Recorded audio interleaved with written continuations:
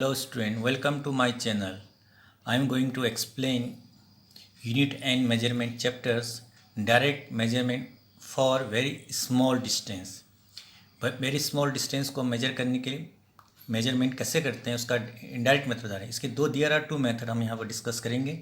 Estimation of the size of atom by Avogadro method, very important है, बहुत ही important method इसको कहते हैं. दूसरा है estimation of size of molecule of oleic acid. जो ओलिक एसिड को जो लेयर का उसका थिकनेस मेजर करके हम इसमें करते हैं, तो इसको हम डिस्कस कर रहे हैं. सबसे पहले आपका estimation of size of atom, पहला मेथड यहाँ पर है estimation of size of an atom by Avogadro method. बहुत ही एवोगैड्रो आपने पढ़ा होगा, केमिस्ट्री में बहुत इंपॉर्टेंट है. पहले केमिस्ट्री में इसको यूज़ किया जाता है एवोगैड्रो नंबर. तो यहाँ पर जो हमारा एटम होता है, atom is sphere, small size में होता है और स्फीयर माना जाता है उसको. तो इसको इनसाइड द मैटर होता है when atom are closely packed होते हैं. जो एटम किसी भी मैटर में जो एटम है क्लोजली पैक होते हैं, अ स्मॉल स्पेस को वो लेफ्ट वैकेंट छोड़ते हैं बिटवीन देम. दो एटम के बीच जो है एक छोटा सा क्या स्पेस को छोड़ते हैं. तो इसको हम जो, लेकिन पूरा जो हम स्पेस होता है जो हमने देखते हैं एटम में, ये एटम है, ये हमारे एटम है. तो ये एटम पूरा स्पेस को एक्यूपाई नहीं करते हैं, कुछ छूट जाता है इसमें. तो यहाँ पर जो एक्यूपाई करते हैं, तो अकॉर्डिंग टू एवोगाड्रो हाइपोथेसिस से कहा गया था space occupied by the atom in one atom of the substance या one molecule of the substance is about, जो होता है 2/3 पार्ट ऑफ द क्या है actual volume of the substance. तो एक्चुअल वॉल्यूम का 2/3 ही इसको क्या करते हैं, इसको जो मॉलिक्यूल है, इसका माना जो वॉल्यूम, इसकी वॉल्यूम v है, उसका जो एटम जो है स्पेस एक्यूपाइज करते हैं वो 2/3 करते हैं. पूरा स्पेस एक्यूपाई नहीं करते हैं, 1/3 स्पेस को ये छोड़ देते हैं, बीच में वैकेंट होता है. तो इसी कंसेप्ट को लेकर हम एक्सप्लेन करने जा रहे हैं.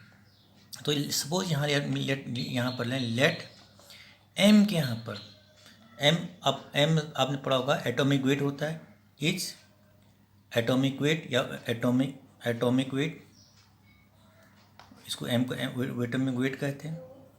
Let M atomic weight of substance, जो हमारा सब्सटेंस है,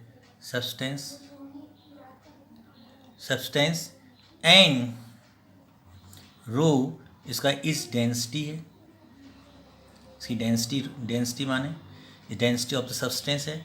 और इफ v क्या होगा इसका, v is the volume of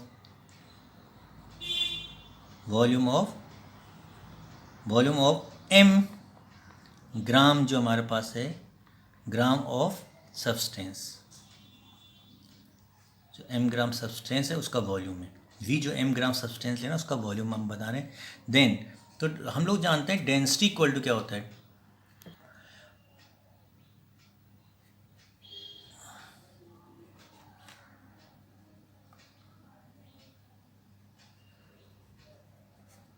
mass upon volume.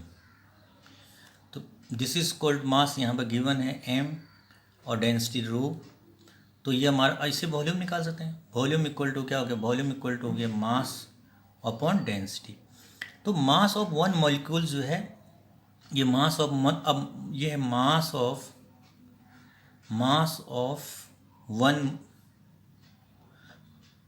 Mole of substance.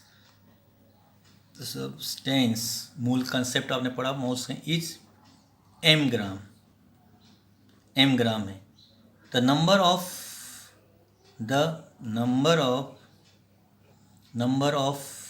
Atom, ये अपने पर atoms in N atom is equal to Avogadro के बराबर होता है.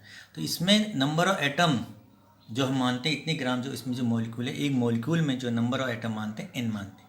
आपको सबको पता है इसको होते हैं. इसकी वैल्यू होती है 6.023 इंटू 10⁻23 एवोगाड्रो नंबर. तो नंबर ऑफ एक मोल में जो होते हैं हमारे पास, नंबर ऑफ मॉलिक्यूल कितने, नंबर ऑफ एटम कितने होते हैं एवोगाड्रो नंबर के बराबर.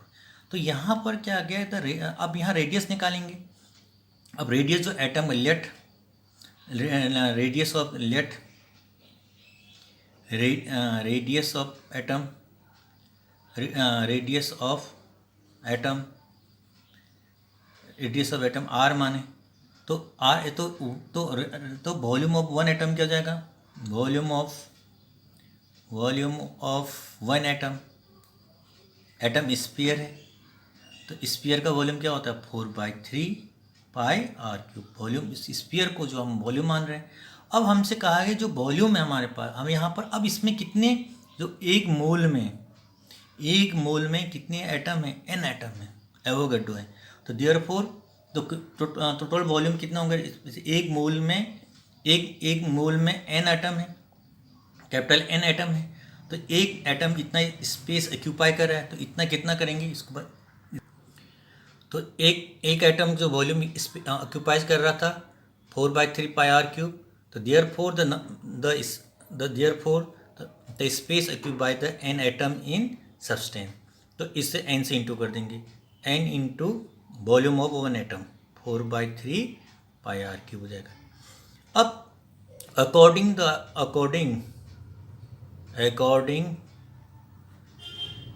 टू एवोगैड्रोस हाइपोथेसिस से कहा गया है,